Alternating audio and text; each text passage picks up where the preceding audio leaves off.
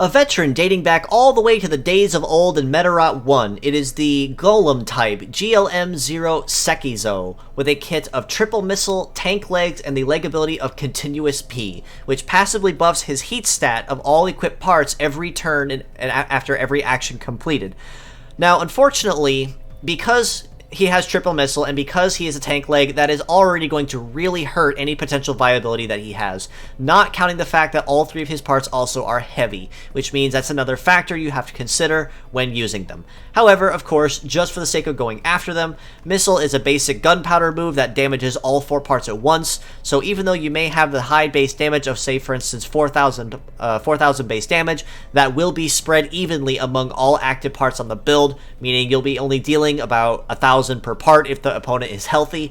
However, it is actually worth noting that to go back and pay attention to what I said, this damage is spread to all active parts. So the less parts the opponent has active, the more damage each active part on the target actually take when they go to defend the attack. So say for instance if your opponent only has 2 parts left instead of 4, you go in and deal 4,000 damage, it's going to be 2,000 per part in this case.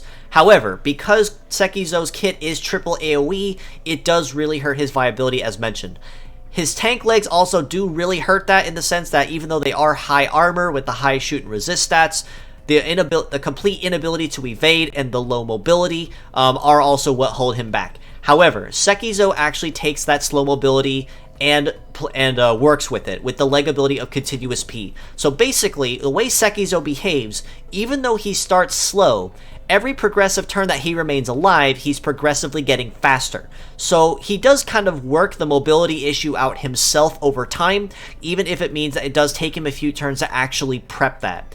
For that reason, I would honestly rate Sekizou at a 3 out of 10 in terms of pure set viability. Again, tank legs, low mobility, with triple heavy and triple AoE, not going to be a very high damage dealer or conventional fighter in any particular means. As mixed parts, I would rate him just a little higher at a 4 out of 10.